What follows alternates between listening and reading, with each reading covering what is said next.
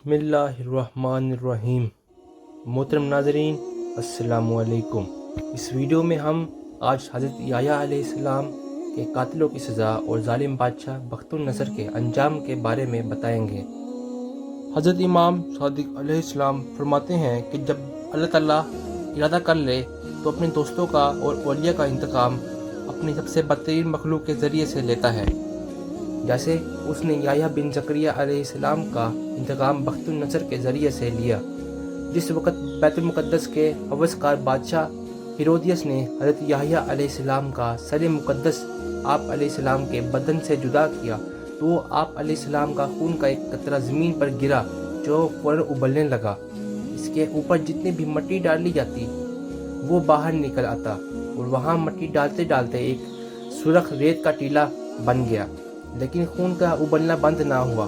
اس واقعہ کو زیادہ عرصہ نہ گزرا تھا کہ اس زمانے کا ایک باغی شخص جس کا نام بخت النصر تھا، جو ایندھن بیچنے کا کام کرتا تھا، آوارہ اور کام چور قسم کے لوگ اس کے دوست ہوتے تھے، اس نے ان لوگوں کو ساتھ ملا کر شورش برپا کی۔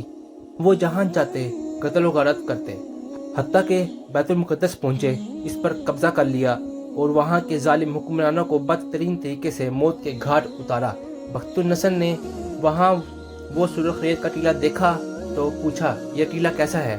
ان لوگوں نے کہا، کچھ عرصہ قبل اس علاقے کے بادشاہ نے حضرت یحییٰ علیہ السلام کو قتل کیا اور آپ علیہ السلام کا سر بدن سے جدا کیا۔ آپ علیہ السلام کا خون زمین پر گرا جو ابلنے لگا۔ اس پر جتنی بھی مٹی ڈالی جاتی وہ بند نہ ہوا اور یہ سرخ ٹیلا یہاں بن گیا، لیکن خون ابھی تک ابلنا بند نہیں ہوا۔ بخت النصر نے کہا، میں اس ٹیلے پر اتنے لوگوں کو قتل کروں گا کہ یہ خون خود بخود ابلنا بند ہو جائے گا۔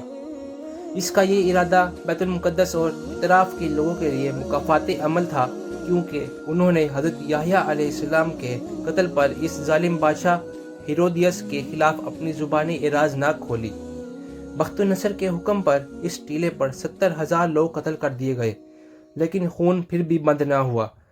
اس نے پوچھا، کیا کوئی شخص اس علاقے میں ابھی بھی بچ گیا ہے؟ ان لوگوں نے بتایا کہ فلاں جگہ پر ایک بوڑھی عورت رہتی ہے۔ بخت النصر نے حکم دیا کہ اسے اس ٹیلے پر لایا جائے اور قتل کر دیا جائے۔ سپاہیوں نے اس کے حکم پر عمل کیا اور اسے اس ٹیلے پر لایا گیا اور قتل کر دیا گیا۔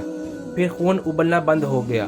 بخت النصر شام فلسطین کو فتح کرنے کے بعد بابل پہنچا، وہاں ایک شہر آباد کیا اور کنواں کھودا۔ اس کے بعد حضرت دانیال علیہ السلام کو گرفتار کر لیا گیا اور اس کنویں میں ڈالا گیا۔ ایک شیرنی بھی اس کنویں میں ڈالی گئی تاکہ وہ انہیں چیڑ پھاڑ کر کے کھا جائے۔ وہ شیرنی کنویں کی گیلی مٹی کھاتی رہی اور حضرت دانیال علیہ السلام کو اپنا دودھ پلاتی رہی۔ ایک مدت کے بعد اللہ تعالیٰ نے اپنے ایک پیغمبر پر وحی نازل کی کہ وہ کنویں پر جائیں اور حضرت دانیال علیہ السلام کو کھانے پینے کا سامان دے آئیں۔ وہ پیغمبر کنویں پر آئے اور آپ آواز دی، اے دانیال۔ دانیال علیہ السلام نے کہا، ہاں، میں بہت دور سے آواز سن رہا ہوں۔ پیغمبر نے جواب دیا، اے دانیال، آپ کے خدا نے سلام بھیجا ہے اور کھانے پینے کا بندوبست کیا ہے۔ اس کے بعد کھانے پینے کا سامان رسی کے ذریعے سے نیچے پہنچایا گیا۔ تو محترم ناظرین، آج کے لیے بس اتنا ہی۔ مجھے امید ہے آپ کو ہماری ویڈیو پسند آئی ہوگی۔ اگر آپ کو ہماری ویڈیو اچھی لگی ہو تو ہمارے چینل کو سبسکرائب، لائک اور شیئر کیجیے گا۔ ملتے ہیں اگلی ویڈیو میں۔ اللہ حافظ۔